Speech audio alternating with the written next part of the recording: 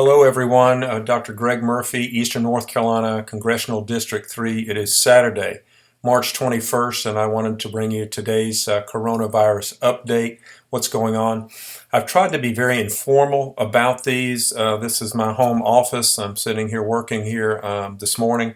I was on the phone a lot last night, most of the day yesterday, and a lot of time this morning with infectious disease experts from around the nation, trying to gather information to try to bring to you.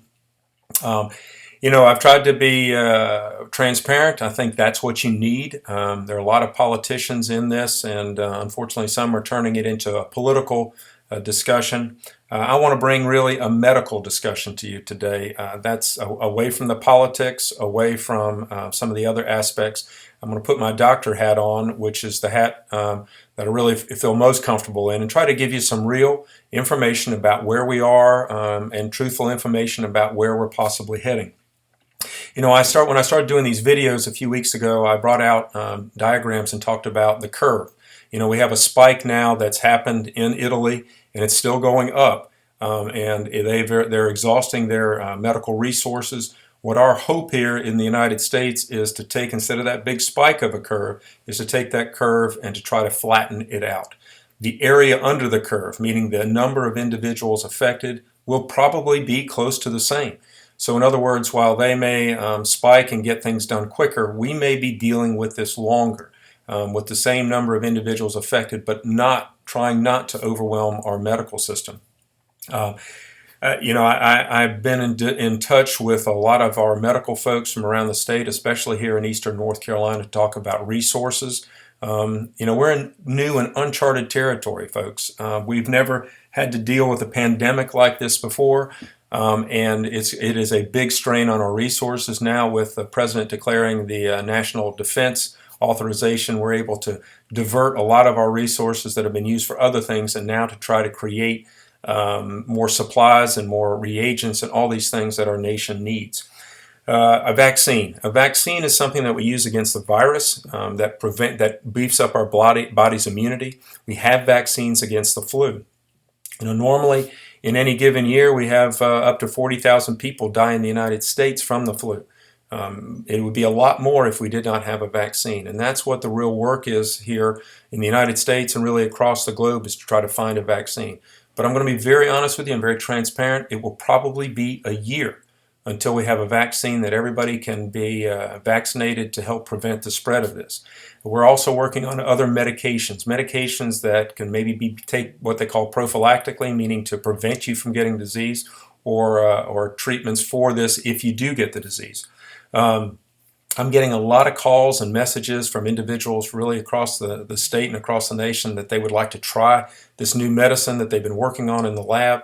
And so I've been in touch with universities and other laboratories really across the country to see if we can't get some of these things diverted to labs to try to make some progress on this. At this point in time, there's some trials that are going to be going on with something called hydroxychloroquine, which I took when I've done travel and missionary work abroad to help prevent malaria. Another antibiotic, it's used in conjunction with this, something called azithromycin. Those have been around for years. There's also an antiviral that came out of the Ebola epidemic, something called remdesivir, which has shown some activity against this virus. Again, we're starting from scratch here. We're working and doing the very, very best we can. We're in uncharted waters, and it's going to take a lot of time and patience for this.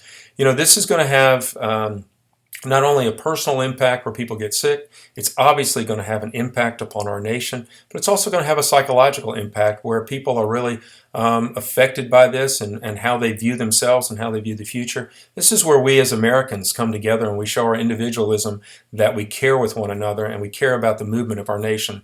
And this is a defining moment in our nation's history, and where we put things together is really going to be very, very important. We have folks that are working on the front line, our healthcare workers. I've been in the hospital a lot. I've been seeing some patients. We have nurses that are on the front line. We have our emergency medical folks on the front line. We have to care about those. They don't have access to the supplies that they need, and these are tough times for them. So we're really working hard to beef up the protective gear that they can use. But I would ask your patience, I would ask your prayers and your thoughts for those individuals who are out caring for us and really risking their own health to do it. That's an important fabric of our society that I really think sometimes is underappreciated. So please, if you see a nurse, if you see a doctor, if you see an emergency worker, please thank them for what they're doing and tell them that you appreciate them. One thing that I've been actually harping on for years when I was in the General Assembly is for us to get out telehealth. Been hit by some obstacles with that from different folks, but now I'm happy to say that we're really knocked down the hurdles with this. There's still a few bumps that we have to get through, but a lot of doctors are now going to be able to talk to their patients, and providers talk to their patients just like I'm doing now with you, but over the telephone. You know, I see patients here in Eastern North Carolina that come from 2 hours away in the north, 2 hours in the south, and some of the folks have to take a ferry ride and come over and see me. And now, just during this crisis, hopefully I'll be able to communicate them. They can go to a local lab, get some blood work, or go get an x-ray. I can interpret that and talk with them over the telephone. So we are doing some creative things to work around this. You know, this is going to be a learning time for our nation. It's going to be a time when we're doing things differently and hopefully maybe even better in the future that we'll learn from. But I promise you guys, we will get through this. It's patience, it's calm, it's not finger pointing time. You know, I have to say I get very irritated with so much of the finger pointing that goes on social media. What about this? What about that? Yeah, we're learning, we're human, we're going to make some mistakes. I sure have made many in my life, and our leaders are human people too. But by the grace of God, we have the smartest minds in the world that are working on this. Let's put the partisan politics down. I mean, it's just simply absurd. I get very irritated when I see that. This virus doesn't give a damn whether you're a Republican or Democrat. It cares about just attacking us. And so let's unify as people. Let's unify in a cause.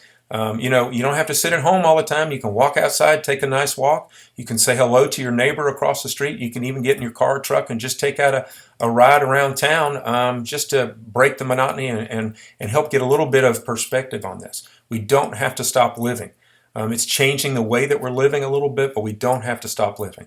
So guys, it's Saturday morning. I pray you have a wonderful weekend. Don't forget to send in your offering for your church. Don't forget to call and get takeout. I was talking about with one of my friends this morning. I've tried to do a different takeout restaurant every evening to help those businesses stay alive. So God bless, be safe, and please, social distancing, and push that word to everyone else you see. Take care. God, take care. Bye-bye.